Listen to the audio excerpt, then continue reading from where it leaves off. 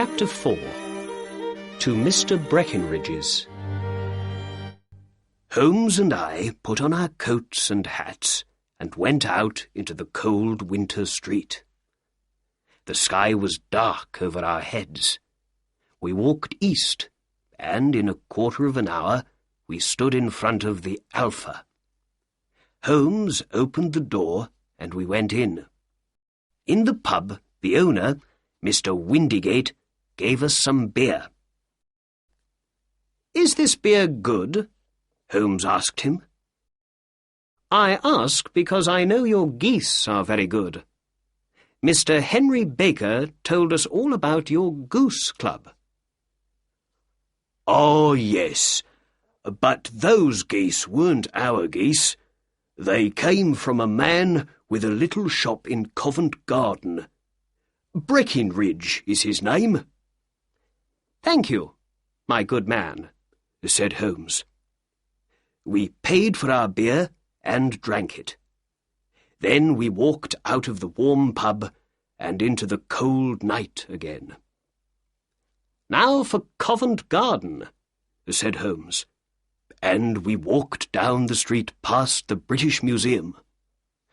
"Remember, Watson, it all began with a goose, but it finishes with 7 years in prison for young Mr. Horner. Perhaps we can learn more about this interesting case in Mr. Breckenridge's shop." We walked south and soon came to Mr. Breckenridge's shop. A Breckenridge and a boy were at the door. It was nearly time to close for the night. "Good evening. It's a cold night," said Holmes. "How can I help you?" asked Breckenridge. Holmes looked at the empty shop window. "No geese, I see," he said. "There are some in that other shop, there behind you." "Ah, but I came to you because I hear your geese are very good.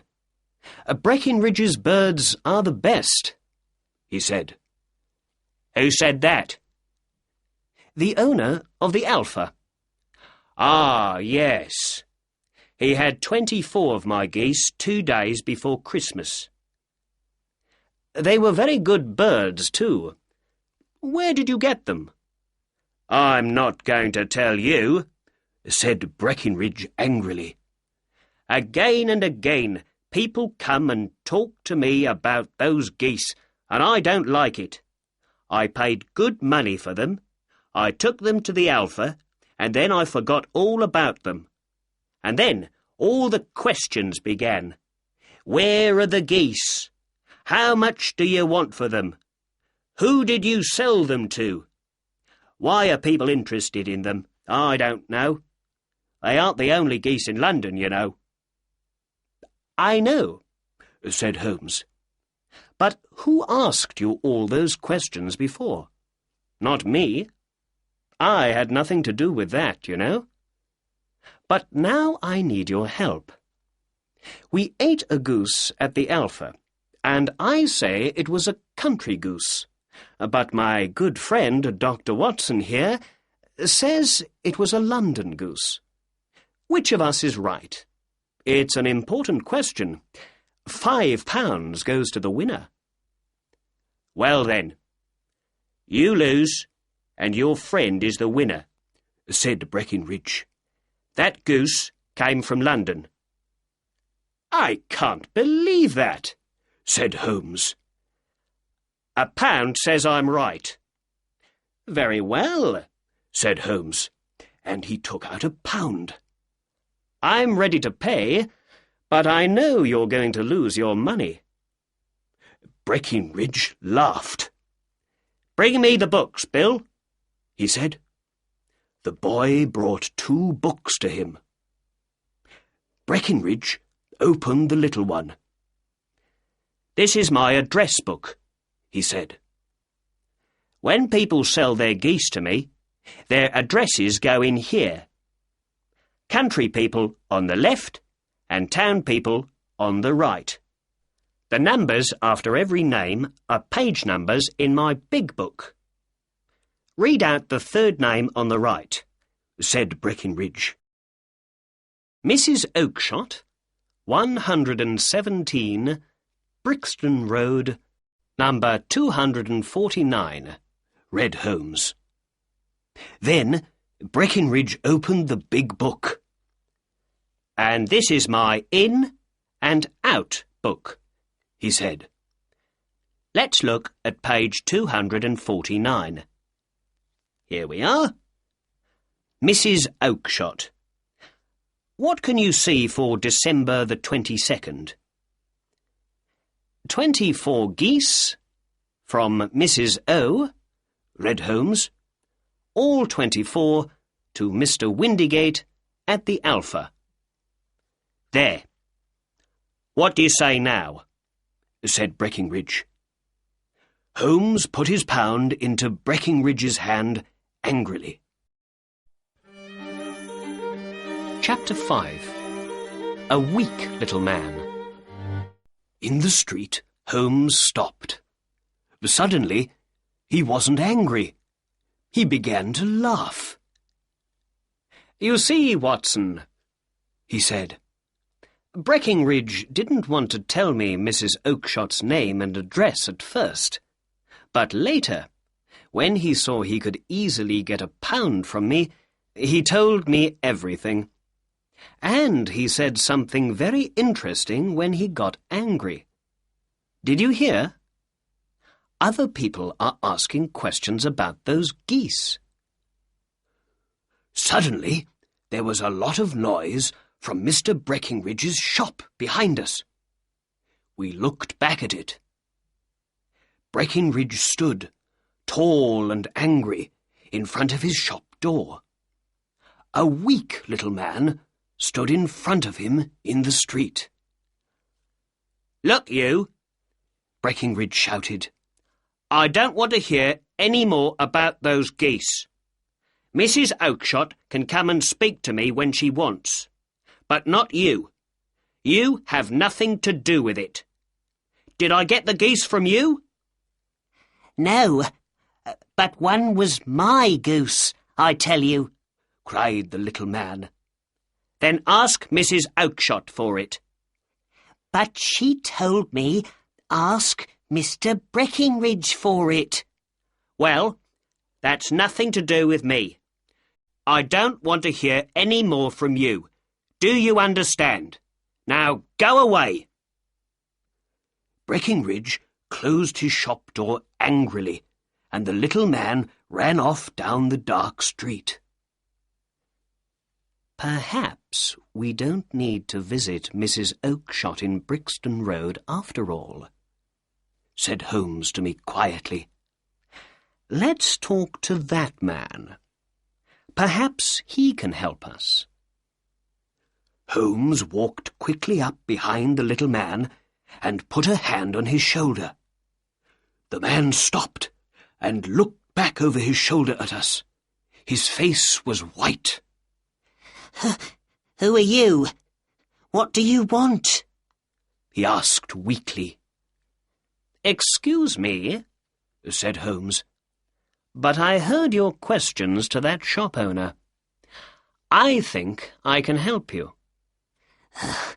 Who are you? And how can you help me?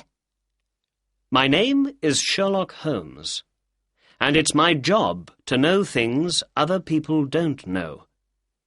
But you can't know anything about this. Excuse me, I know everything.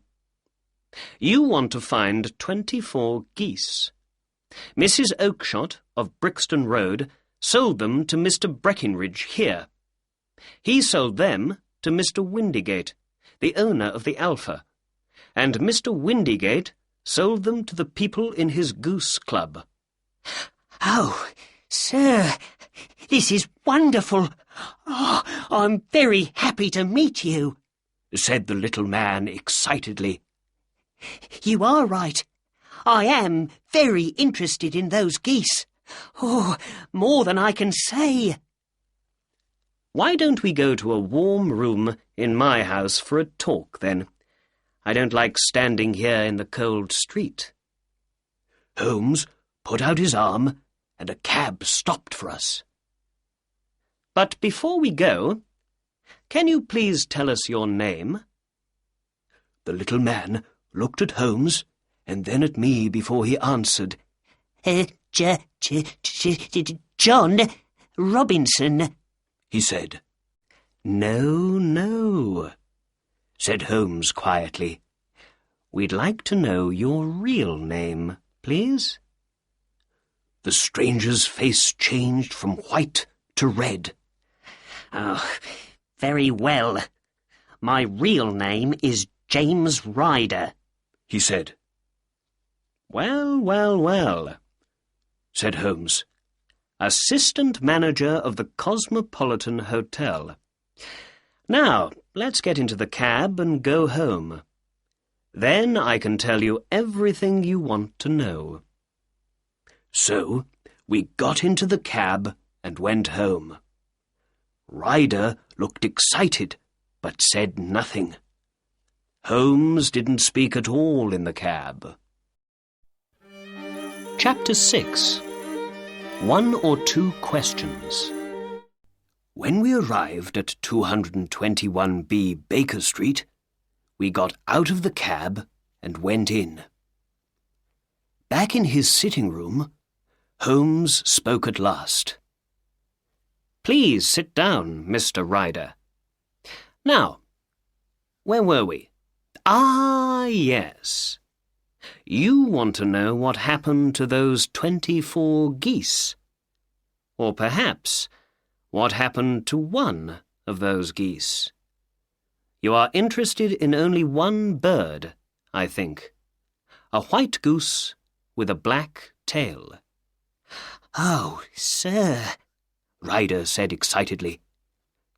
Where did that bird go to? It came here. And it was a most interesting bird.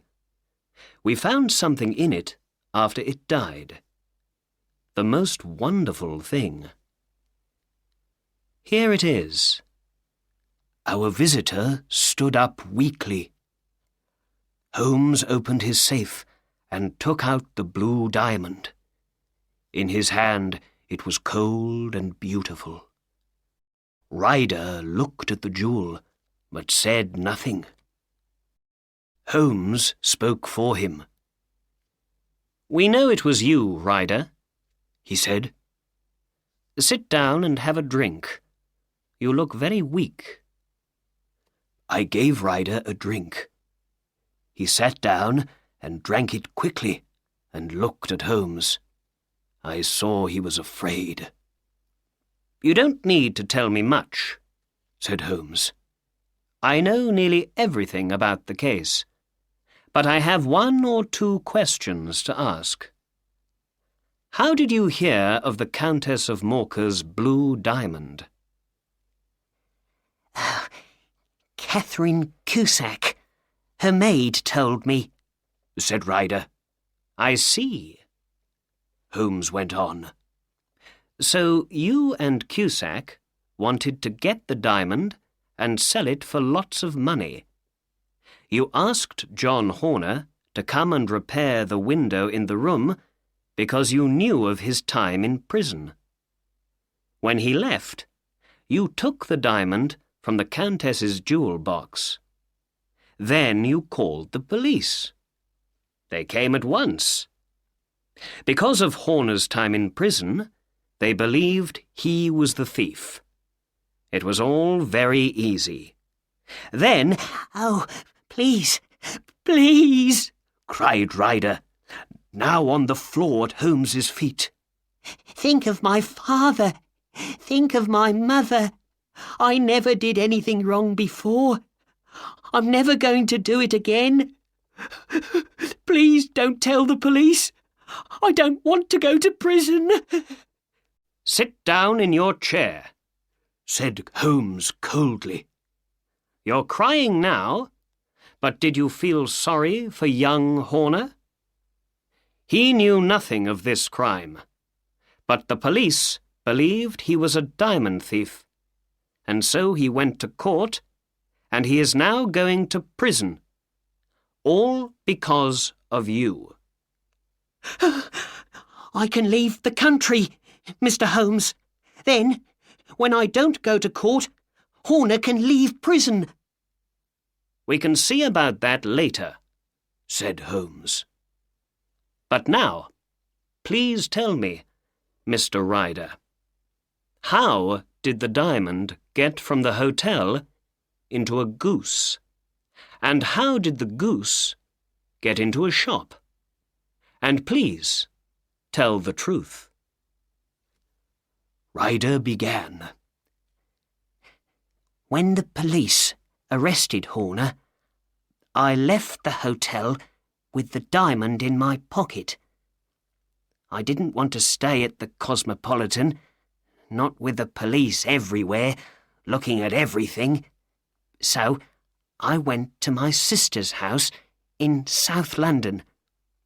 She lives in Brixton Road with her husband, Mr. Oakshott. I saw lots of police officers on my way there, and when I got to Brixton Road, I was very afraid. "What's the matter?" my sister asked. I told her about the diamond thief and about the police arresting Horner. Then I went into the back garden to smoke and think. What could I do with the diamond now? In the garden, I remembered my friend Maudsley. He began well, but he went bad, and in the end he went to prison for his crimes. Perhaps he knows about selling diamonds, I thought. So I decided to visit him at his home in Kilburn in North London. But how can I walk across London with the diamond? I thought.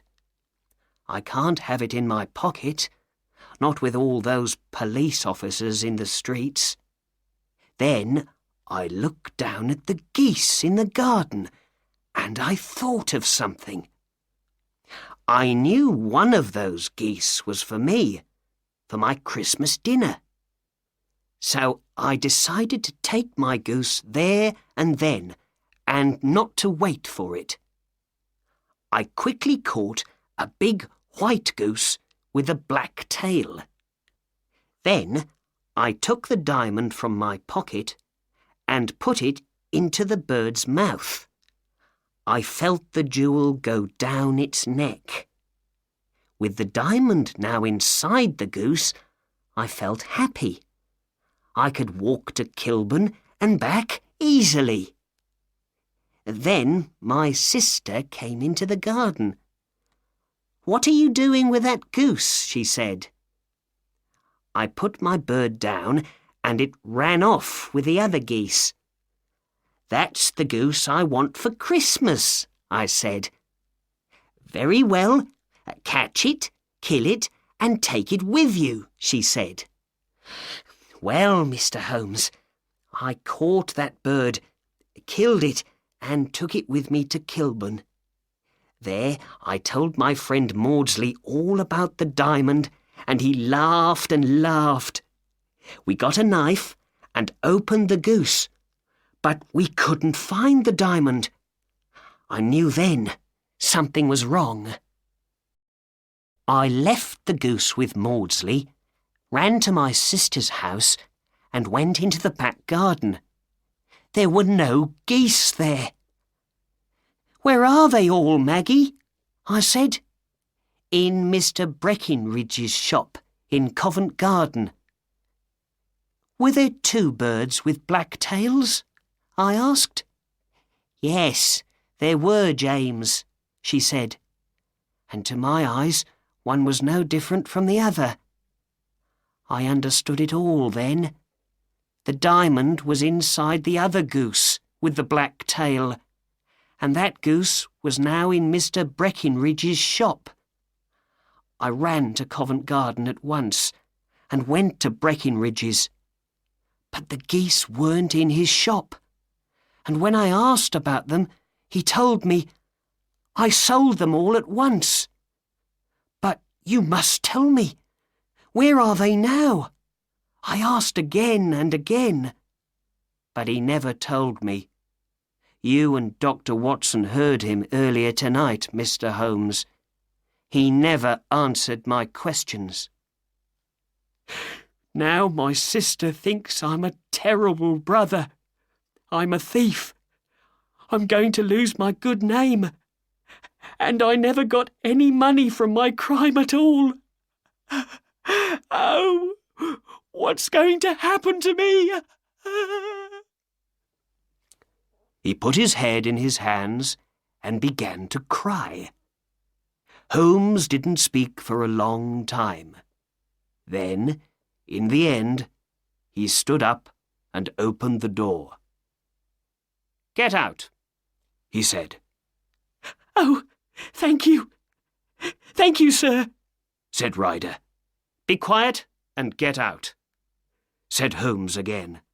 And, with that, Ryder ran out of the door, downstairs, out into the street, and away.